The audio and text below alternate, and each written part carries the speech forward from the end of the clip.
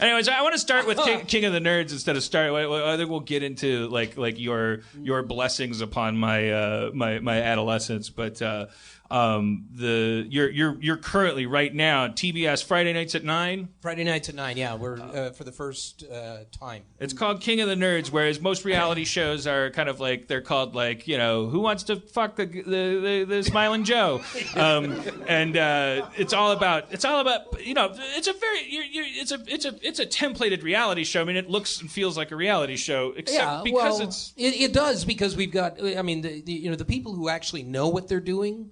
Robert Carradine and I, who were in Revenge of the Nerds, we came up with the nerd show idea. But we needed people who actually had a clue because we didn't. We've never done reality shows. We've never known people who've been in reality shows. So once this thing was actually going somewhere, we needed people who could actually run it. And those are the people who are making those kinds of the actual template of Survivor type shows or whatever. But those people, we have certain things that we want to make sure they stick with, which has to do with nerd culture and have it be a little different. Well, for instance, the fact that every time somebody gets eliminated, it breaks everyone's heart.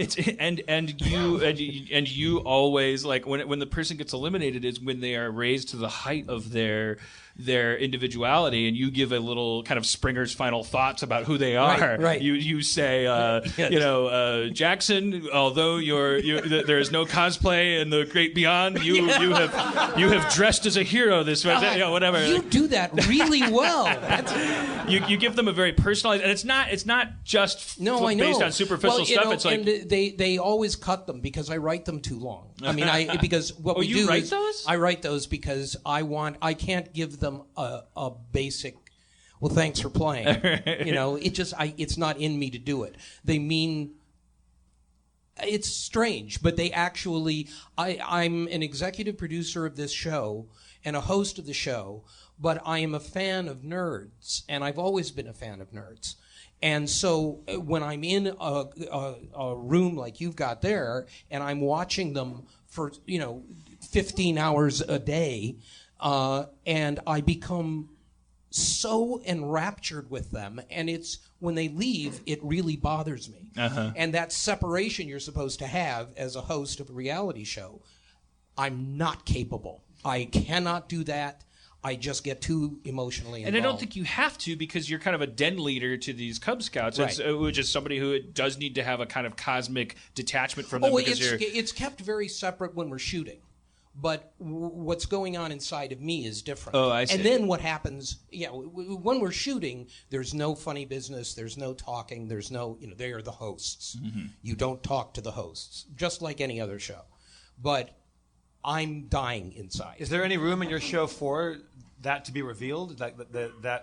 I think people take it for granted. I think they just assume that that's the case, that you don't actually have relationships with them. No, I'm saying, but is there room to include that your pathetic? Well, you could do those little. I take that. I use the farewells, mm-hmm. which are usually made up on the spot because we don't know completely who's going to go home and who's not. So mm-hmm.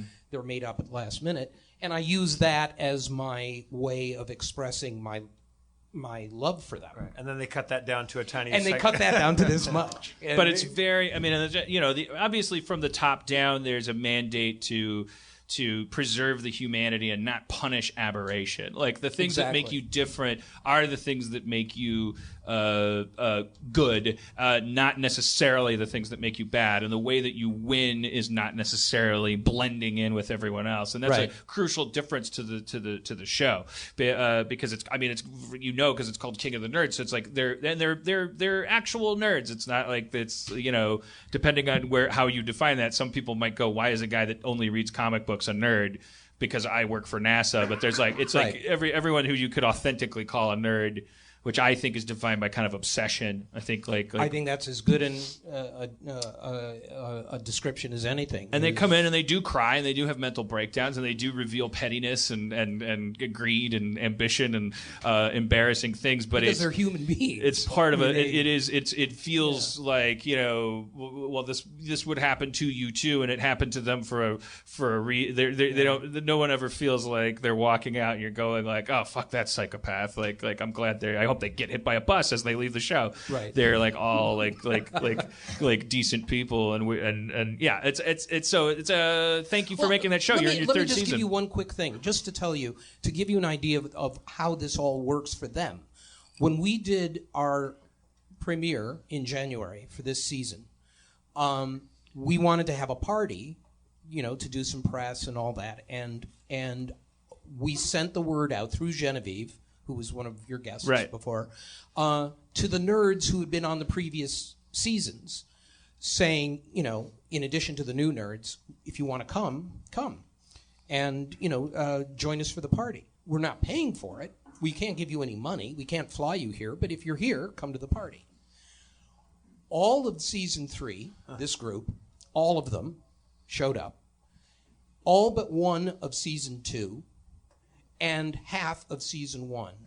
And they all came here on their own dime. They all paid for their own tickets. They found housing. They did all of that stuff because they wanted to be there for that premiere party. That's great, because normally when people are contestants on reality shows, they feel pretty flushed down the toilet and thrown away, because like the editing can be so cruel. Yeah, but we don't. Yeah, that's true, but we don't let go of them. You see. Now, when you said earlier that you've always loved nerd culture. When you did Revenge of the Nerds, were you guys aware of nerd culture back then? No, because I don't think there was a lot of nerd culture anyway. I mean, not really. There were Star Trek conventions and so on, and Comic Cons, but they were like in basements in those days. They weren't, corporate behemoths. Yeah, they weren't in the light of day. Right, yeah. Exactly. I mean, they were all, people in their garages with